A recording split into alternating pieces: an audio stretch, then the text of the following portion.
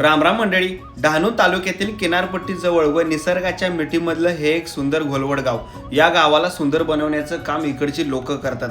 गावात अनेक जाती आहेत, त्यामध्ये आदिवासी, कोळी, मारवाडी, गुजराती, जैन ही लोक एकत्रित कुटुंबाप्रमाणे राहतात. कुठल्याही गोष्टीचा वाद नाही आणि त्यांना एकत्रित ठेवण्याचं काम करते ते इकडची ग्रामपंचायत. ग्रामपंचायत कोणतीही असू, जर प्रामाणिकपणे काम केले तर गावचा विकास आणि या गावचा कायापलट हा नक्कीच होतो. गाव फिरत असताना अनेक गोष्टी मी पाहत होतो बारकाईने. इकडची घरं असतील, इकडचं कचरा टाकायचं नियोजन असेल. तुम्ही रस्ता बघू शकता, पुरा क्लीन आहे. एक पण तुम्हाला कचरा दिसणार नाही इकडे तिकडे. प्रत्येकाची घरं, प्रत्येकाचा कचरा आपापली जबाबदारी पद्धतीने वागत होतं.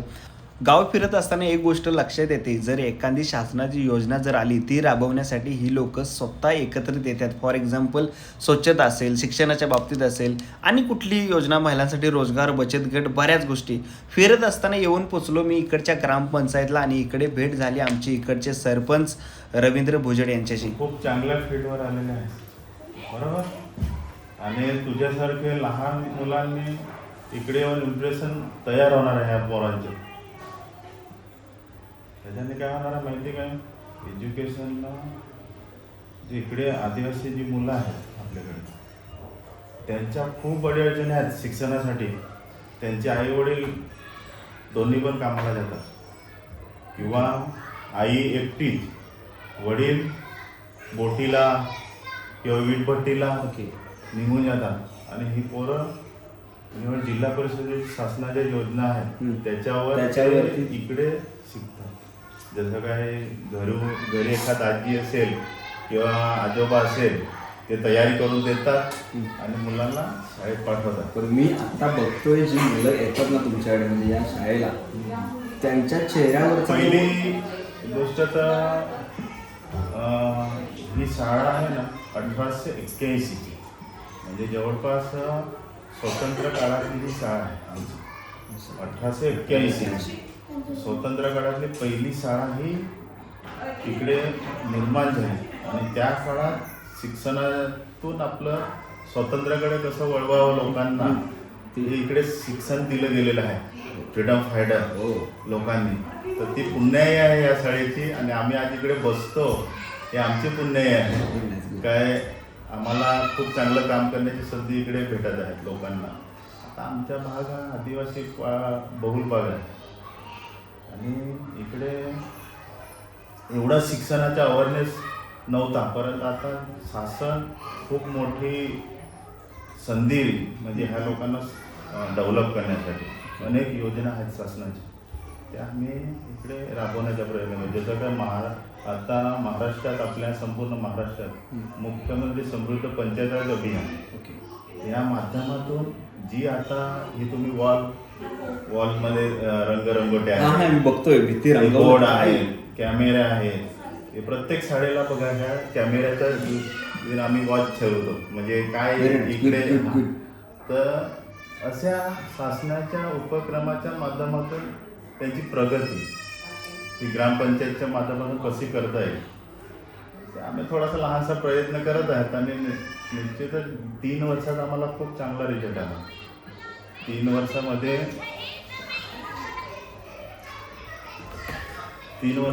आम्ही इकडे खूप मोठ्या प्रमाणात लोकविकासाची कामं केली. जसं काय आता आम्ही ह्या घोलवड गाव मधाचं गाव म्हणून हनी विलेज निर्माण केलेलं आहे. महाराष्ट्रातलं 3 नंबरचं आणि पालघर जिल्ह्यातलं 1 नंबरचं हे हनी विलेज आता बनत आहे. त्याचं प्रशिक्षण चालू आहे, अवेअरनेस चालू आहे का मधमाशी काय या आपल्या पृथ्वीवर किंवा आपल्या निसर्गात काय परिवर्तन करू शकते याचं उत्तम सर्वात मोठं ह्या निसर्गात दडलेलं सर्व जीवसृष्टी जे कीटक आहेत, मधमाशी, ह्याचं सर्वात मोठं श्रेय आहे.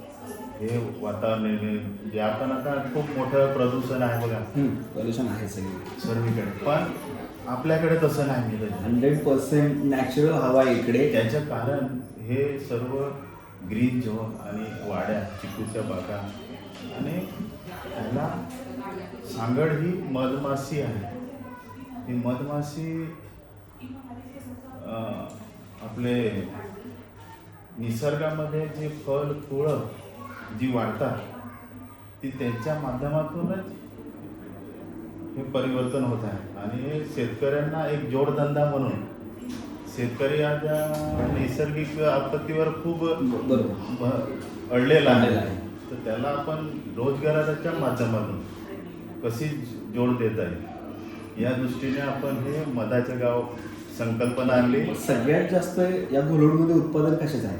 चिकू, सगळ्यात चिकू आणि फळ फुळं सर्वच आहेत आमच्याकडे. तरी काय काय उत्पादन घेतो आपण इकडे घोलवडला आज या भागात? चिकू आम्हाला GI टॅग मिळालेला आहे.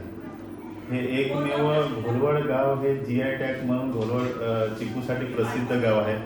याला आता आम्ही मधाचं गाव म्हणून ओळख महाराष्ट्रातलं 3 नंबरचं, पालघर जिल्ह्यातलं पहिलं असं हे शासनाने घोषित केलेलं आहे. जस्ट महाराष्ट्र टुरिझमच्या माध्यमातून तुम्हाला मी आज या मंचावर म्हणजे आमंत्रित करतो की 20, 21, 22ला आपल्याकडे रंगाच्या मातीचं संमेलन होणार आहे. ओके. रंगाच्या मातीचं संमेलन म्हणजे कल्चर इकडचं काय आहे हे आम्ही इकडे दाखवण्याचा प्रयत्न करणार आहे. आता कल्चर कसं, आता ही यंग जनरेशन विसरत चाललेलं बरोबर आहे. जसं काय आपल्याकडे टप्पा होता, वारली पेंटिंग होती, बांबूच्या वस्तू होत्या, ह्या सर्व लुप्त होत चाललेल्या आहेत. त्या कला कुठेतरी प्लॅस्टिकने, आता बांबूचे आहे ते प्लॅस्टिकचे झाले प्लॅस्टिक. सगळ्या आता तुम्ही गोष्टी. येताना बघितलं असेल की आम्ही बांबूचे डस्टबिन तयार केले, बघितलं असेल तुम्ही? नाही, मी करतो ते, बघतो. बघितलं काय? डस्टबिन आम्ही बांबूचे, म्हणजे महिलांना रोजगार. आता महाराष्ट्र टुरिझमच्या माध्यमातून गेल्या 2 वर्षापासून टुरिझम आमच्याकडे काम करत आहे आणि त्याच्या माध्यमातून 90 महिलांना आम्ही प्रशिक्षण दिलं. 90 महिलांनी प्रशिक्षण घेऊन ह्या इकडे समोर बघा वस्तू दिसतात शोच्या, बांबूपासून बनवलेल्या. हे 1-2 पीस आहेत आपल्याकडे. असं 150 ते 200 वस्तू आपल्या महिला बनवतात. तर सांगण्याचा उद्देश असा की ह्या वस्तू बनवल्यामुळे आता त्यांना रोजगार निर्माण झाले, उपजीविकेचे साधन निर्माण झाले. म्हणजे भारताने जे 47चं विजन बघितलेलं आहे, काय रुरल भागातला माणूस प्रत्येकजण डेव्हलप झाला. ते हे डेव्हलप होण्याचं एक आम्ही लहानसा प्रयत्न इकडे करून ना त्यांना मोठ्या प्रमाणात आता रोजगार झाला. आता माझी एक टीम उज्जैनला गेलेली आहे, मध्य प्रदेश. तिकडे महोत्सव चालू आहे. त्या महोत्सवामध्ये सर्व वस्तू घेऊन ना ते गेलेले आहे. याच्या अगोदर 13 तारखेला काहीतरी 3 दिवस पुण्याला होते या महिन्याच्या. तिकडे चांगलं कलेक्शन करून ते लगेच तिकडे रवाना झाले. म्हणजे महिलांना आता जी भीती होती मनात बाहेर पडण्याची, ती कुठेतरी निघून गेली. आम्ही सतत आता गेल्या 2 वर्षापासून टीम पाठवत आहे. आता चिकू फेस्टिवल होते आपल्याकडे, डहाणू बीच फेस्टिवल होते. तर अशा ठिकाणी थोडं थोडं जाऊन त्यांचा कॉन्फिडन्स वाढला का आपण करू शकतो. आम्ही हे जसं लहान प्रयोग केलेले आहेत त्याच्यात सक्सेस होत आहे. नाही, पण मी आता जेव्हा आतमध्ये एंट्री केलेला, जे म्हणतो ना एक समाधान भेटतंय ते शाळेमध्ये आणि आजूबाजूला मी बघतोय शिक्षणाच्या बाबतीत माझं थोडंसं बघण्याचा दृष्टिकोन खूप वेगळा आहे. जेव्हा मी पदभार स्वीकारला इकडे, त्यानंतर थोडंसं आमच्या शाळेची पण थोडीशी दयनीय अवस्था होती. पण जसं काय आपण घरात वातावरण निर्माण करतो, राहण्यासाठी व्यवस्थित आपलं राहिलं तर आपण व्यवस्थित झोप लागते, राहू शकतो, आराम करू शकतो. तसं मुलगा सकाळपासून येतो तर संध्याकाळीपर्यंत इकडे शाळेत असतो. मग त्याला वातावरण तसं पूरक वातावरण शिक्षणासाठी मिळालं पाहिजे. त्या उद्देशाने शाळेच्या सर्व बोलक्या भिंती करून घेतल्या, डिजिटल बोर्ड करून घेतले, TV दिले, कॅम्प्युटर आहेत. म्हणजे अशा अनेक सुविधा आपण त्यांना देत आहेत. किती वर्षात तुम्ही केलं? हे 3 वर्षात. 3 वर्षात 3 वर्षात केलं. 3 वर्षामध्ये शक्य आहे, केलं तर सर्व शक्य आहे. आता माझ्या PSCला पण बघा फार मोठं काम माझ्या आता कचऱ्यावर झालं आहे. भारताला स्वच्छ आणि सुंदर बनवायचे असेल तर मी जस्ट माझ्याकडे भाऊ कदम येऊन गेले आता काही बघितला मी 13 तारखेला. त्याच्यामध्ये अनेक त्यांचा उद्देश एकच शासनाचा की सेलिब्रिटी आल्यानंतर अनेक माणसं बघण्यासाठी येतात, एकत्रित येतात ते. एकत्र येतात आणि त्याच्यामधून अवेअरनेस. लोकांनी काय केलं पाहिजे, ग्रामपंचायत हे जे एक बॉडी ती काय सर्व काय करू नाही शकत, बरोबर. पण ग्रामस्थ त्याला येऊन जोडले, जी साखळी निर्माण होते तर ते खूप काय परिवर्तन होतं. तर यांच्या माध्यमातून शासनाने खूप मोठी म्हणजे पाऊल उचललेलं काय लोकसहभाग. मला असं समजलं की घोलवडला काहीतरी एक डिक्लेअर झाले, प्राइज डिक्लेअर झाले. हा. काय आहे हा विषय? हा विषय स्वच्छतेच्या बाबतीत आहे. ओके. आम्ही जसं की आबा पाटीलमध्ये जे अभियान शासनाने चालू केलं त्या अभियानात आम्ही भाग घेतला आणि 23-24चा पुरस्कार आम्हाला 10 लाखाच्या बक्षीस आदरणीय आपले गणेश नाईक साहेबांच्या हस्ते आम्हाला मिळाला. आणि जस्ट आम्ही संत गाडगे विवाहामध्ये भाग घेतला. त्याच्यामध्ये पण आम्ही कोकण विभागामध्ये लीड करत आहोत. जस्ट मुख्यमंत्री समृद्ध पंचायत राज अभियान हे शासनाचं सर्वात मोठं अभियान आहे. या अभियानात ज्यांनी पहिला फर्स्ट प्राइज पटकावला त्याला 5 कोटी रुपये बक्षीस आहे. तर आपण जस्ट आपल्या गावाचा विकास करायचा असेल तर काहीतरी आपल्याकडे निधी अवेलेबल झाला पाहिजे या उद्देशाने आणि सहभागातून खूप काही साध्य करता येते. तर तो एक लहानसा आमचा प्रयत्न आहे. बक्षीस भेटो का नाही भेटो का आम्ही प्रयत्न. तुम्हाला काय वाटतंय, म्हणजे तुम्हाला काय वाटतंय नक्की भेटेल?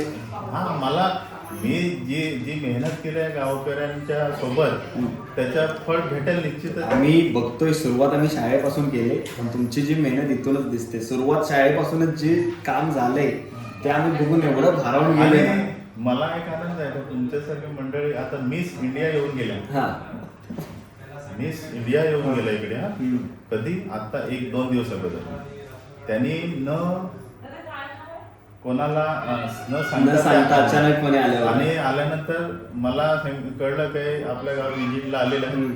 जस्ट घेऊन आलो, त्यांना फिरवलं. त्यांनी वेळ दिला होता, एक तास जस्ट दिलेला होता, दुसरीकडे जायचं होतं. पण ते सकाळपासून ते 5 वाजेपर्यंत घोलवड गावात राहिल्या. म्हणजे आम्हाला खूप अभिमान आहे की काय तरी गावात त्याने पण सांगितलं काय आम्हाला थोडंसं वेगळं. आणि भाऊ कदमची तुम्ही स्टेटमेंट ऐका. भाऊ कदमने एक सुंदर वाक्य त्या याच्यामध्ये पोस्ट केलेलं आहे की घोलवड गाव काहीतरी मला वेगळं वाटलं. तर आम्हाला तो आनंद आहे. आणि निश्चित आहे घोलवड गाव वेगळंच आहे. कर्मचारी जे सर्व शासकीय आमचे डिपार्टमेंटचे कर्मचारी त्यांचा खूप मोठा सहयोग लागलेला आहे. जसं काय आमचे ग्रामसेवक लोकांचा पण फार मोठा रोल असतो. तर गाव पुढे नेण्यासाठी जसं काय सरपंच आणि ग्रामसेवक यांच्या संयुक्त विद्यमानाने काही गोष्टी खूप पॉसिबल आहेत. तर हे प्रत्येक ग्रामपंचायतमध्ये दिसत नाही. बरोबर. ते 2 टोलं वेगवेगळे असतात. आम्ही त्याच्यामुळे ते पॉसिबल होत नाही. पण आम्ही आमच्या विजने करतो की गाव डेव्हलप करतो, त्याच्यामुळे हे पॉसिबल होतं. इकडे तुम्ही अपेक्षेने आला तर ते पॉसिबल नाही होत. इकडे अपेक्षा सोडून आपल्याला गावाच्या लोकांचा विकास करायचा. गोर गरीब लोकांनी आपल्याला जनतेने निवडून या खुर्चीवर बसवलेल्या आहेत ते त्यांची कामं करण्यासाठी.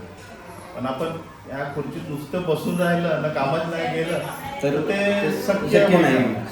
ते खूप आनंद वाटतो की लोकांनी आपल्याला एक 5 वर्ष दिलेले आहेत ना, त्याची चीज व्हायला पाहिजे. तुम्ही प्रत्येक गावात ग्रामपंचायत असते, ग्रामसेवक असतात, सरपंच असतात, त्यांना तुम्ही काय सांगाल की कसं डेव्हलप केलं पाहिजे, एकत्रितकरण कसं केलं पाहिजे, याची थोडीशी माहिती द्या. पहिली